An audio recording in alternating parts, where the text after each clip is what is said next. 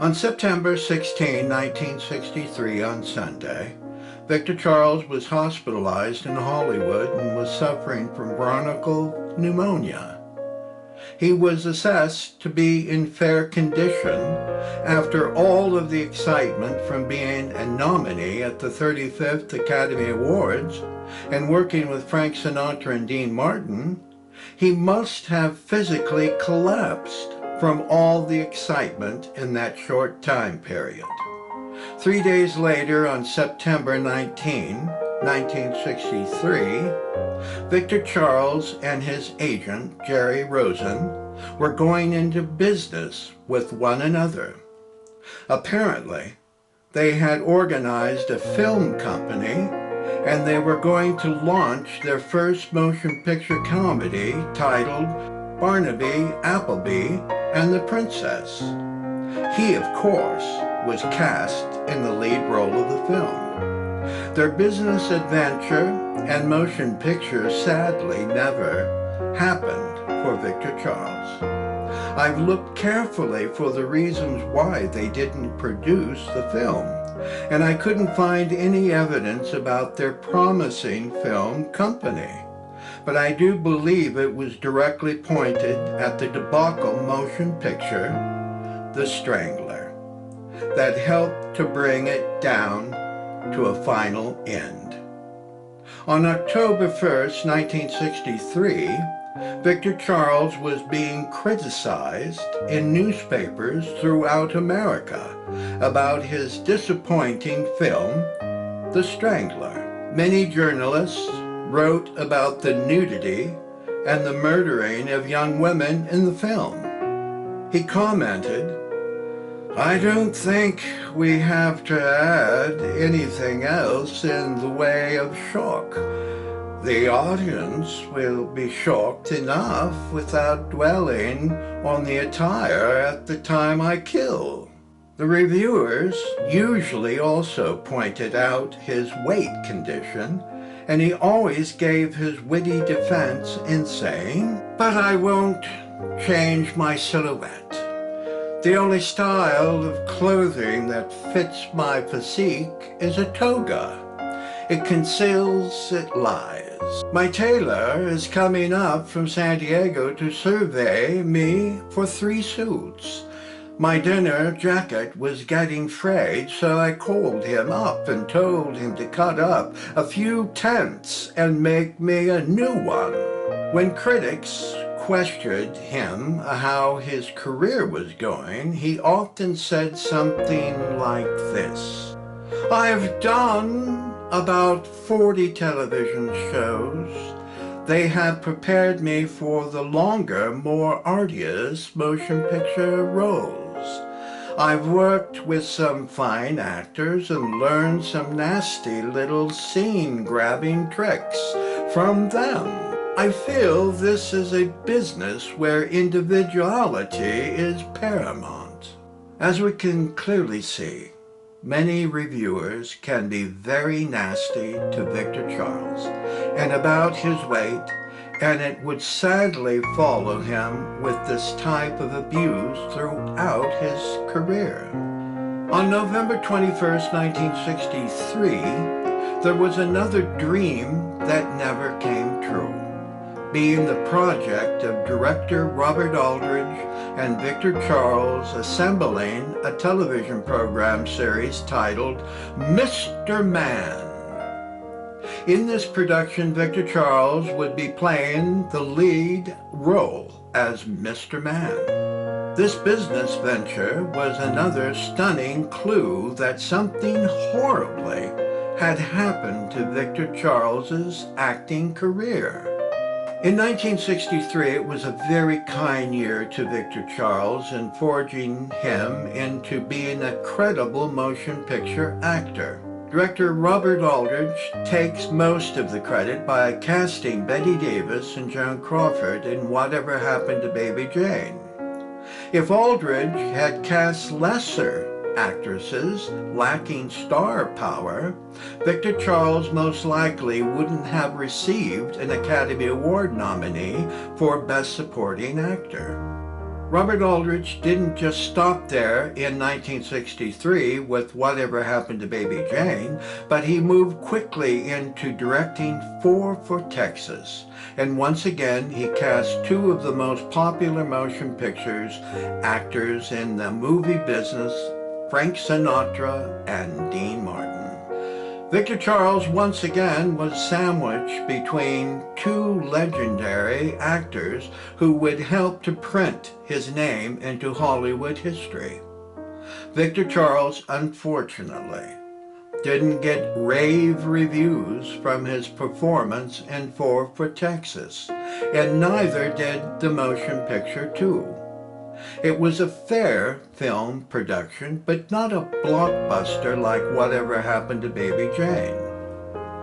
This may have been part of the reasons why Barnaby Appleby and the Princess and Mr. Man never happened, because their investors were probably running away for fear of losing all of their money.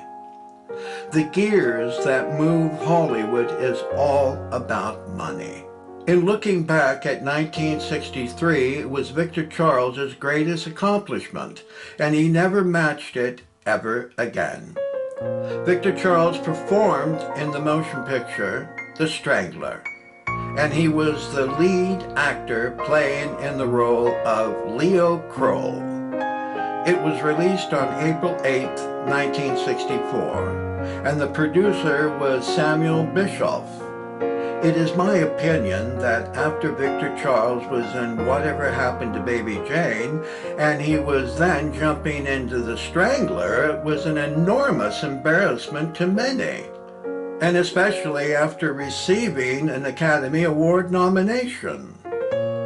He was standing on a mountain peak with Whatever Happened to Baby Jane. But when The Strangler came into theaters throughout America, he had jumped into a deep and dark abyss. On April 20th, 1964, in the Star Tribune newspaper, written by Will Jones, it printed, "Buono is big, fat menace. Victor Buono, the fat mama's boy of Whatever Happened to Baby Jane, now has himself the role of a fat mama's boy in The Strangler.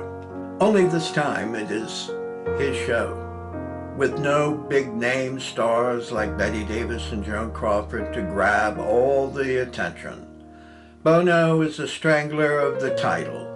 The town is suddenly full of films about sex nuts, and Buono is the softest, fattest, and goofiest of the lot. The Strangler does not pretend to be a funny picture, yet to take it seriously is to destroy its essential charm.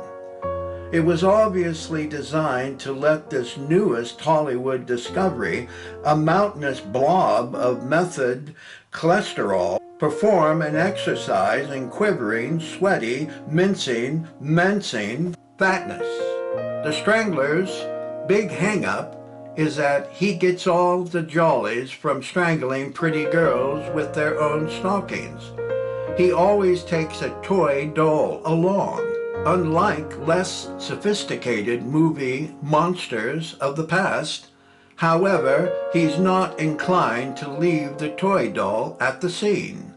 Instead, he takes it home with him and undresses it and throws it into a drawer, which is full of undressed dolls.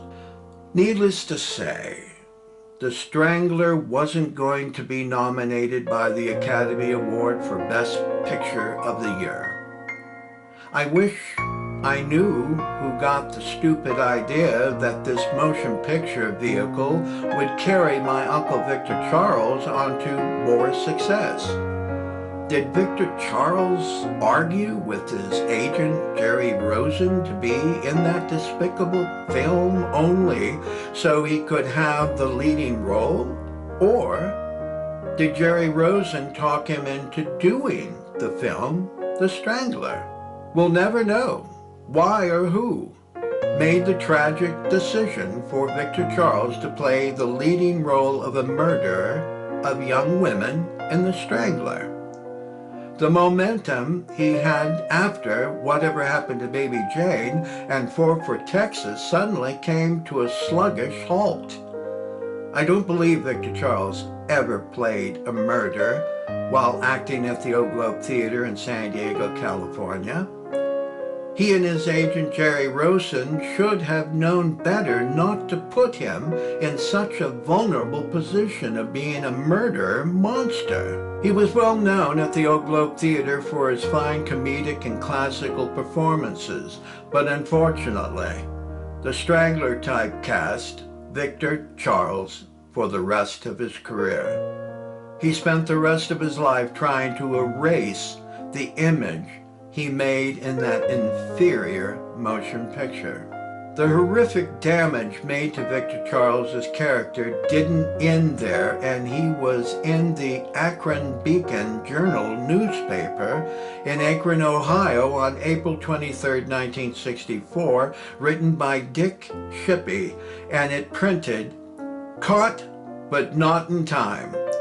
Should the Boston Strangler, when he's nailed, turn out to be tall, slender, and handsome, it could put a crimp in what might be a busy career for Victor Buono." Being fat, funny-looking, as described in The Strangler, and sinister in manner, Victor now seems to be getting the sort of roles once given to Lord Krieger. You know, things like Jack the Ripper, Jack the Ripper Returns, the son of Jack the Ripper. It's not that Buono is such a satisfying menace in terms of acting. Oh no, he only looks the part. If Victor had contributed more than looking the part, The Strangler might have been something better than the low-grade chiller it is. Not a great deal better, because The Strangler is pretty silly stuff in terms of plot and character motivation. But at least The Strangler wouldn't have all of the menacing force of a spooky cigar store Indian.